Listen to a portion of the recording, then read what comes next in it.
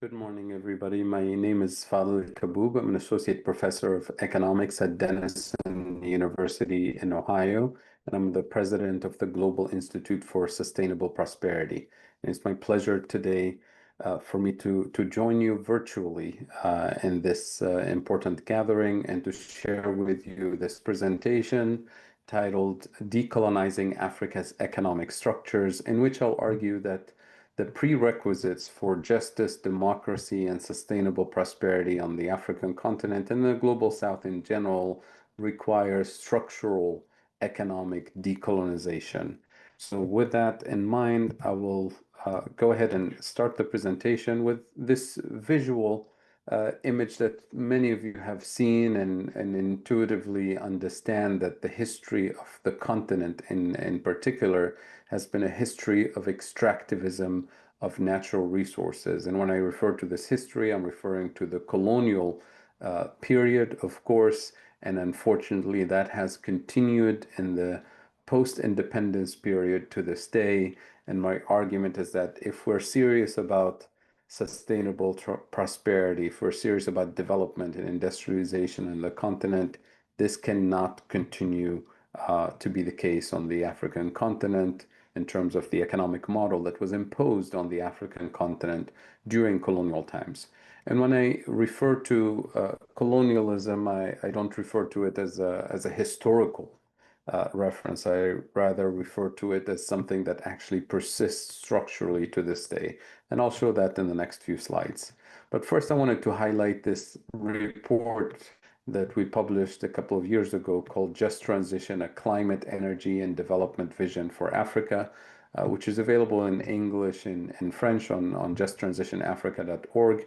And this is a report that was produced by the Independent Expert Group on Just Transition and Development, which is a group of experts that Dr. Yuba Sekuna from Mali convened and asked us to produce a report from an African perspective, or rather Pan-African perspective, that simultaneously addresses the issues of climate, energy, and development. These are issues that are typically siloed or separated in multilateral discussions, and even in governmental spaces, we tend to think of these as separate issues. And my argument today is that we have to actually consider the intersections that brings together issues of development, energy, climate, and industrialization, I should say, all as in one coherent ecosystem from a Pan-African perspective. And I'll start by referring to what I was talking about a minute ago, which is colonialism. What did colonialism do to the African continent economically? First, we have to remember that colonialism was not designed for industrialization or democracy or peace or justice or development or human rights. This was not the purpose of colonialism on the African continent and beyond. Colonialism was non-democratic, it was violent, it was abusive, it was extractive. And of course, colonialism imposed three core economic functions on the African continent, and these economic roles persist to this day. And I can summarize them in three basic points. Number one, Africa is supposed to be the source of cheap raw materials for the industrialized world. We still play that role to this day. Number two, Africa is supposed to be the consumer, not the producer, the consumer of industrial output and technologies from the global north. We continue to play that role to this day. And number three, and most importantly, we're supposed to be the place where obsolete technologies, assembly line manufacturing that is no longer needed in the industrialized world, is outsourced to us under the label of development, cooperation, job creation, and partnership, and all of that. But effectively, what it does is that it permanently locks us at the bottom of the global value chain, at the bottom of the hierarchy. And that unfortunately continues to persist to this day. So these economic structures that were not designed for development or justice or democracy or human rights or the sustainable development goals for that matter, why do we expect the same economic structures somehow today to produce a just transition, to produce development or industrialization? These economic structures by design cannot produce any of these results because this is a system of intentional economic entrapment. And I'll demonstrate this also in the next few slides. So the important message here is that we cannot decarbonize a system that hasn't been structurally and economically decolonized yet. Similarly, we cannot democratize a system that hasn't been structurally and economically decolonized yet. And for countries and colleagues who are thinking about de-dollarization, similarly, you cannot de-dollarize a system that hasn't been structurally and economically decolonized yet. So here I'd like to walk you through the structural economic deficiencies that we struggle with on the African continent to this day. And of course, all of you know that the problem of external debt, the huge external debt burden that many of our countries struggle with today, is a huge burden, and it consumes a huge amount of fiscal policy space that prevents our governments from investing in health and education and infrastructure, or even in climate action and achieving the Sustainable Development Goals. But I would argue today that external debt is actually a symptom of deeper structural issues that can be summarized in three basic points. Number one, energy deficits on the continent. Number two, food deficits. And number three, low value added manufacturing deficits.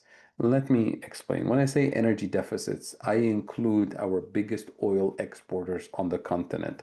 Nigeria, up until recently, our biggest oil exporter on the continent. Up until a few months ago, Nigeria imported 100% of its gasoline from international markets. Angola, the second largest exporter, to this day imports 80 or 85% of its fuel from international markets. And the list goes on. Why? Because we've always been denied access to the technology to look for oil, to drill for oil, and to refine oil. And today, even as we transition to the green energy infrastructure, we're still denied access to financing and access to the technology that would allow us to manufacture and deploy the renewable energy infrastructure that we need at scale on the continent, which is our biggest potential. So this is not by accident, it's by design, the energy deficit. Food deficits, according to UNCTAD, the recent numbers they produced on the African continent, Africa today imports 85% of its food from international markets, when less than 100 years ago, we used to be the breadbasket for colonial powers. And that transition didn't happen by accident. It's again by design. Why? Because of the heavy agricultural subsidies that were introduced in the 60s and beyond in the global north that forced our farmers essentially out of the business of producing the core crops that we need for our actual food security. So crops like wheat and corn and rice and soybean, all of this, and barley, all of this was heavily subsidized in Europe and the United States, Canada, Australia, Russia, and the Ukraine, and other places. So our farmers were forced to give up the production of those core crops and to specialize in producing more coffee, more tea, more tobacco, more cash crops for exports. And that is the source of our food insecurity, and it's a huge source of external debt actually on the continent. And finally, the kind of industrialization or manufacturing base that we are allowed to have, and I use my words carefully here, allowed to have on the continent, is the kind where we have to import the machines, we have to import the fuel to power the factories, we have to import the intermediate components to be assembled with low-cost labor, and we even import the packaging. So we end up with a manufacturing base that exports low value-added content, and what we import is high value-added content. So no matter how much we double, triple, quadruple our exports with free trade agreements and partnerships, we're always locked at the bottom of the value chain. So these three basic deficiencies, and there are other deficiencies, of course, these three fundamental deficiencies produce a structural trade deficit year after year, decade after decade. And I'll show you the data in a minute. And as you all know, when you have a trade deficit, the value of our currency becomes weaker or cheaper relative to the dollar, relative to the euro. So we have a currency depreciation. And with the weaker currency, everything we import the next morning, food, fuel, medicine, anything we import it at a higher price. In other words, we import inflation in the most sensitive areas of our economy in terms of food prices, fuel prices, medical supply prices. So we run the risk of social unrest and social instability, which is why our governments immediately intervene to protect the most vulnerable people, which is what you have to do in the short term at least. So what do? We subsidize food, we subsidize fuel, we subsidize medical services as much as possible. But of course, this is a band-aid solution. It's unsustainable to do this for decades. And we also ask our central banks to stabilize the exchange rate, to defend the exchange rate. And how does the central bank do it? With the band-aid solution, they borrow more dollars. And now that we accumulate large amounts of external debt, we are forced into a situation where the lenders get to dictate our economic priorities. And of course, they will dictate economic priorities that would generate dollar revenues so that they can be paid back the principal and interest on that debt. So, of course, they will prioritize extractive industries, that is, mining for critical minerals, for fossil fuels, for oil and gas, and that will reproduce the same economic role that was imposed during colonial times for our continent to be the producer of cheap raw materials for the industrialized world, to be the consumer of industrial output from the north, and to be the cheap labor assembly line manufacturing base that we continue to play that role. So that is the key structural deficiency, set of deficiencies that we have. And I'll talk about what the solutions can be and how we can leverage our collective efforts to escape from this system of intentional economic entrapment. But first, let's look at the data. Here's Africa's exports as a continent. This is 2023 data. You can look at the website there if you're interested in digging more into the data. Notice the total value of Africa's exports, 747 billion. Notice also you can eyeball the composition. We export mostly raw materials and mostly cash crops and low value added manufacturing. Now look at what Africa imports in terms of volume, $866 billion. So that's a structural trade deficit on a continental scale. And what we import are core crops, wheat, rice, corn, and so on, and refined petrochemicals and high value added manufacturing, pharmaceuticals, and other high tech products. So that's the structural deficiencies on display for the continent. And if we zoom in on Mozambique, and I could show you the data for my own country, Tunisia, or for Kenya, or for Morocco, or for Namibia, any country on the continent. In fact, you can go to the website that I linked here on the top of the screen and look at the data for any country. But let's look at Mozambique. Mozambique's exports in 2023, you can eyeball the composition. It's raw materials, essentially. And then notice the volume of Mozambique's exports is $10 billion worth of exports. Now look at the imports, $19 billion. So you have a structural trade deficit, almost double the amount of exports.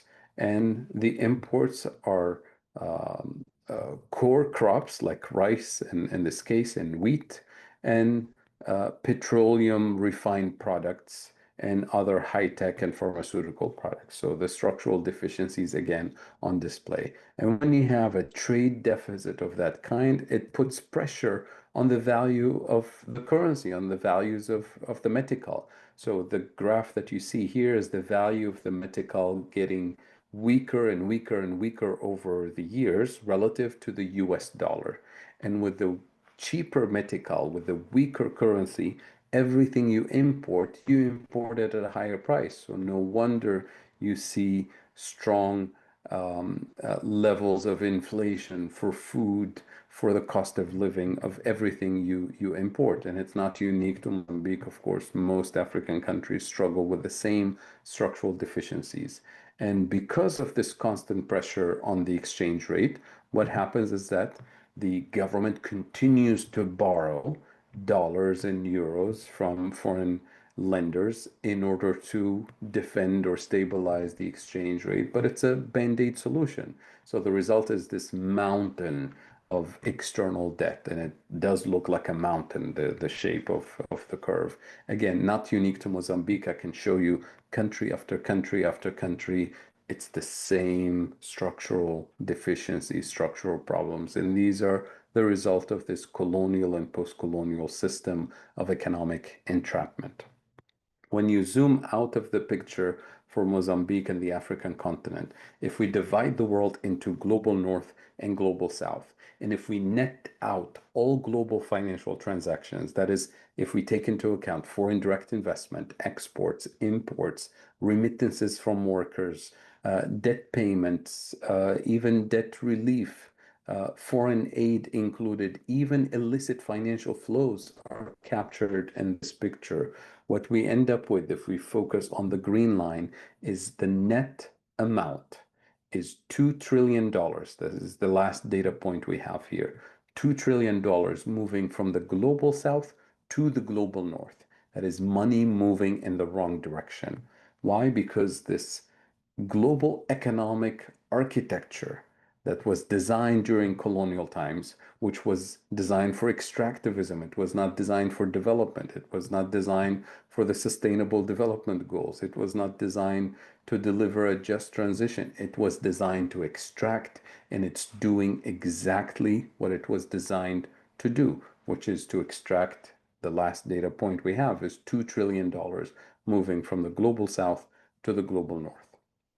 And notice the green line has been accelerating over the last couple of decades. So if we don't do anything about the global economic architecture, meaning the financial architecture, the trade and investment architecture, the taxation architecture, if we don't change and decolonize that architecture, we will continue to see the same patterns of extractivism continue moving forward. So to summarize the picture when it comes to climate finance, for example, since I talked about decarbonization here, we have $2 trillion moving in the wrong direction. That's the big circle here. Next to it, you have the $300 billion that was promised to be delivered maybe in 10 years, promised in COP29 last year. $300 billion mostly of loans and economic entrapment, actually. And next to it, you have the Green Climate Fund. The last time I checked was about $16 billion in the Green Climate Fund.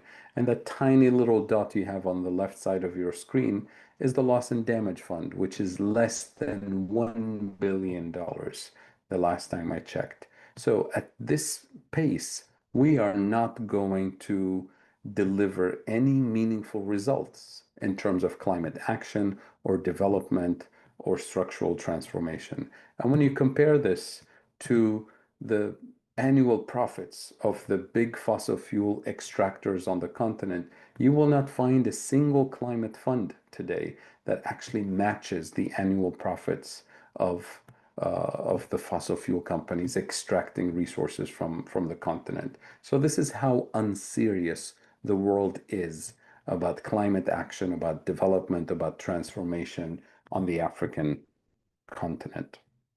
So now let's move on to the solutions and what it takes for us on this continent to actually produce the structural transformation that we need.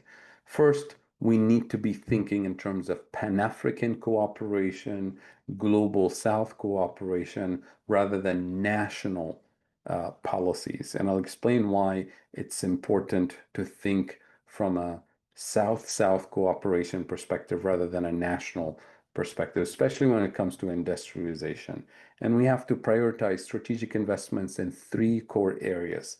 Number one, food sovereignty and agroecology, not just food security, That is, we have to produce the core crops rather than produce more cash crops for exports, then use the export revenues to import the core crops. And that is, by the way, a solution to the debt problem that I highlighted, but food sovereignty and agroecology is actually a solution to the climate problem because it's a climate adaptation solution. Number two, strategic investments in renewable energy sovereignty, not renewable energy for exports. And this is, by the way, Africa's biggest energy potential is in renewables, not in fossil fuels. I'll give you one number. According to IRENA, the International Renewable Energy Agency, the last report, technical report they produced on Africa's potential to produce renewables was a report that basically said by 2040, that is basically in 15 years from today, by 2040, the African continent can produce 1,000 times its anticipated energy needs from renewables and can completely replace all of the continent's fossil fuel exports. So all of the export revenues can be replaced by renewable energy production and exports from the continent within 15 years. It is technically possible. The problem is that we're constantly being denied access to financing. We attract less than 1% of financing that goes towards renewables globally. That is not by accident. I'll explain why.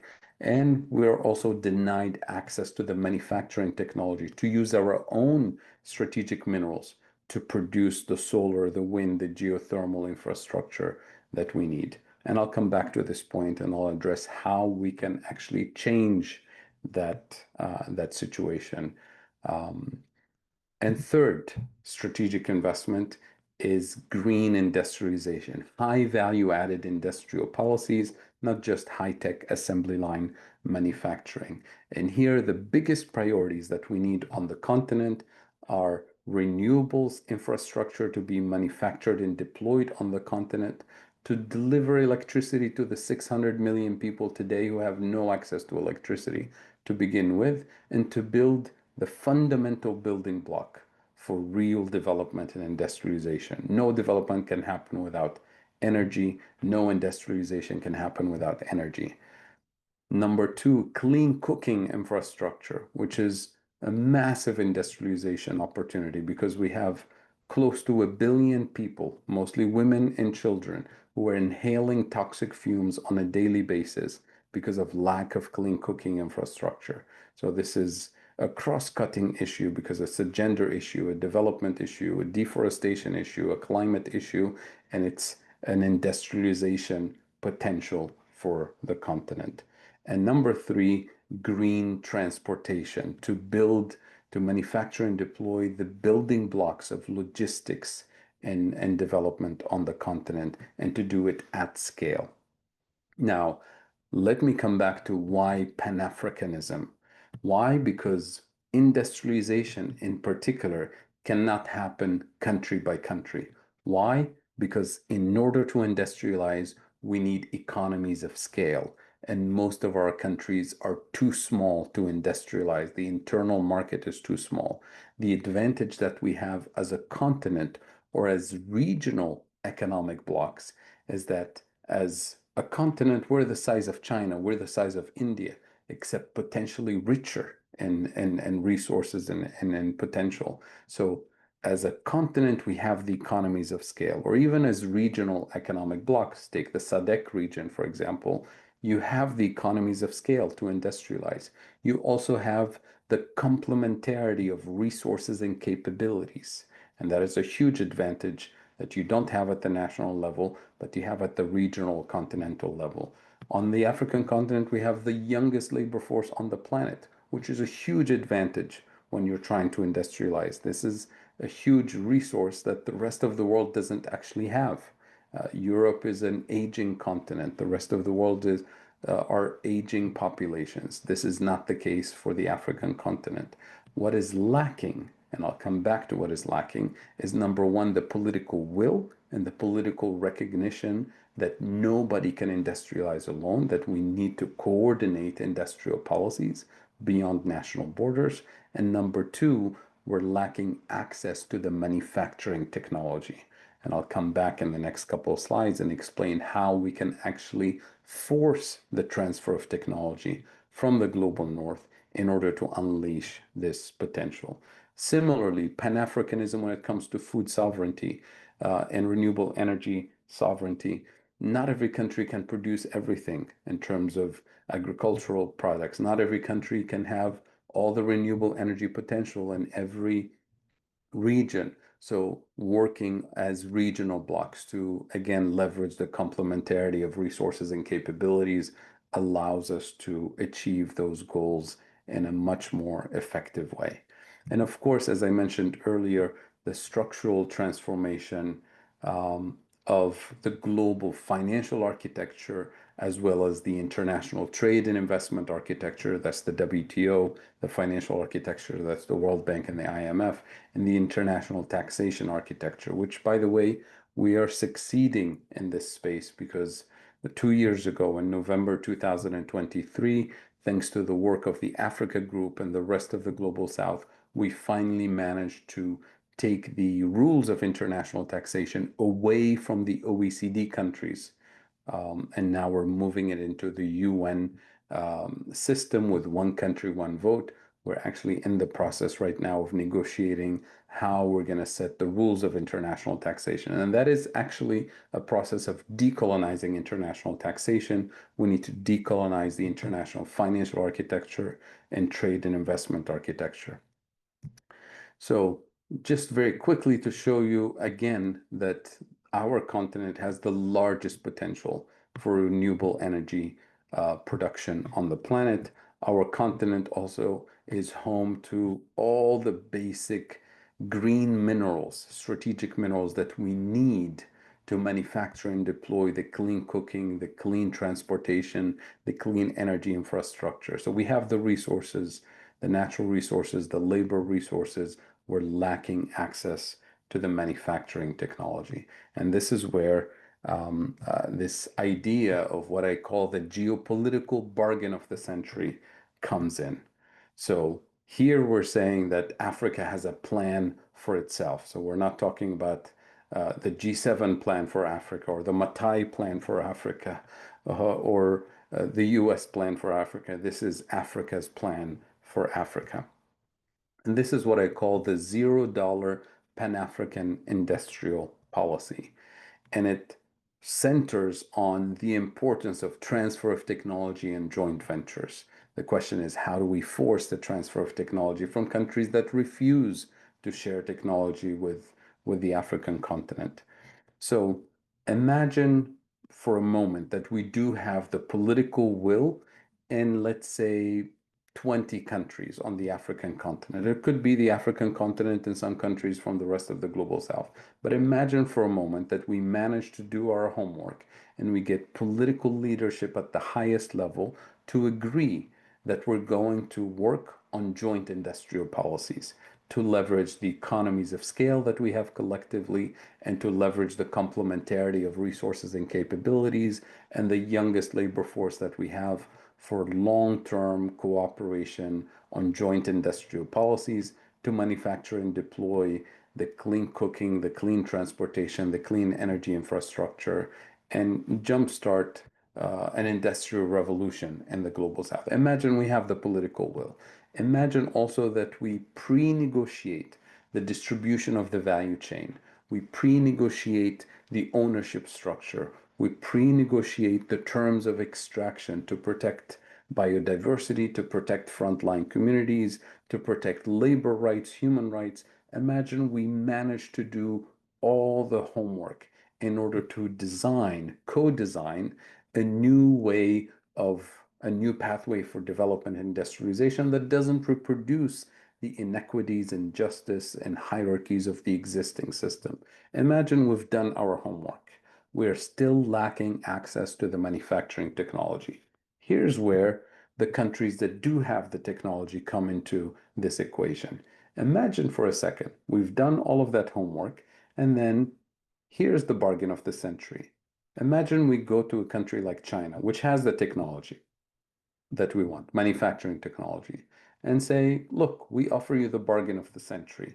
If you agree to transfer technology, as in-kind contribution to our joint venture, because we pay for our labor in national currencies, we pay for our natural resources in national currencies, but normally we borrow dollars in order to import the manufacturing technology. And when you borrow dollars, you become forced to become export oriented, so you always neglect the building blocks of your own development. Here we want to avoid that scenario of debt trap, of export oriented industrialization. We want to manufacture the building blocks that we need on the continent. So imagine offering China the following bargain. Say, if you agree to come in as in-kind contributor, joint venture participant in this joint industrial policy, here's what we offer you. In 10 to 15 years, you can double your industrial footprint globally, you double your geopolitical weight globally, and you secure your access, privileged access to these precious minerals that everybody's panicking about today. In addition to that, once we trigger a process of real development and industrialization, every other country in the global south, in Africa in particular, would want to join this real industrialization. So we offer you privileged access to the largest market on the planet, a market with rising purchasing power, because if we actually develop and industrialize, we have rising purchasing power. Africa is going to be 2.5 billion consumers by 2050. Everybody will want to have access to the largest market on the planet with rising purchasing power, with young population. So I guarantee you China will agree to this bargain because it's not a threat to its technological superiority globally. It actually gives it a lot of advantages. And it doesn't threaten its competitiveness because it's not allowing us necessarily to outcompete China. It's rather giving us an opportunity for a one-time kind of leapfrogging moment to have the basics that we need for development. And at that point, it's our homework to actually become competitive beyond that point. So the idea here is also not to position China at the top of the global hierarchy, but rather to trigger this process. And once we trigger the process, then we can take the second bargaining chip that we've created now and go to any other country in the global north, whether it's Germany or the US or Spain or France or Japan, and say, look, we want to offer you the same bargain we just offered to China.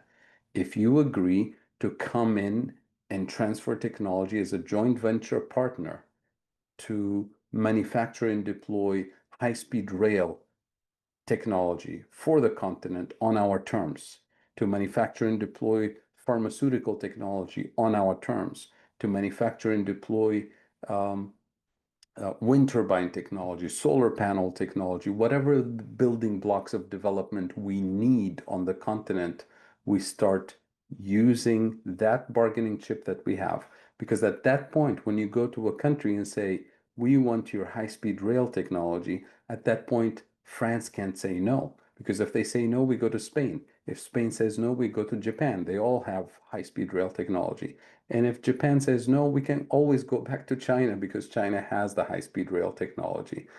Now, all other countries know that if they say no, China will get the advantage to a bigger market, and they will be the ones excluded from the largest market on the planet moving forward, from having access to critical minerals and so on. So the idea here is not to position any country at the top of the hierarchy, but rather reposition Africa and the rest of the global south, the global majority, at the center of a new international economic order of peace, justice, and sustainable prosperity. And that's why I always say no multipolar world can be born without Africa and the rest of the global south being positioned at the center of a new international economic order. And that is really some of the work that was already on the table in the 1970s. This is a report from 1975 that was presented at the UN. It's called What Now? Another Development, meaning another pathway to development, alternative pathway to development, and what now, meaning what now after independence? What is the model for real development and industrialization? And we're essentially trying to revive that intellectual tradition that was unfortunately silenced in the 1980s globally. And if you're interested in this idea of the geopolitical bargain of the century, I'm working on a book that hopefully will be finished and published soon. But a preview of these ideas that I just outlined here is available in this paper that we published with the Institute for Economic Justice with my colleague Andres Chiriboga. And also recently, we just published the Spanish translation of the same paper, so it's available in Spanish in case it's closer reading for Portuguese speaking people. So to conclude, the time to act is now in terms of undoing a lot of these structural issues that have prevented the continent from achieving development, industrialization, the sustainable development goals, and so on. The polycrisis, the multiple crises that we're dealing with calls for urgent, bold, and radical action. And when I say radical action, I don't mean it in the political sense, although you can read it in the political sense. I mean radical in the literal sense of the term. Radical means going to the roots of the problem. And if we don't address the root causes of the problem, then we're operating at the surface level. And when you intervene at the surface level, this is what we call superficial intervention. And superficial intervention never changes anything. It reproduces the status quo.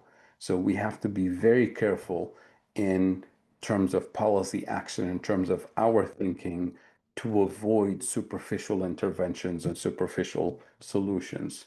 The current geopolitical and trade disruption that we've seen in the last few months are actually an opportunity for us to organize and reposition Africa and the rest of the global majority in a way that I described. But unfortunately, we're lacking that coherent vision.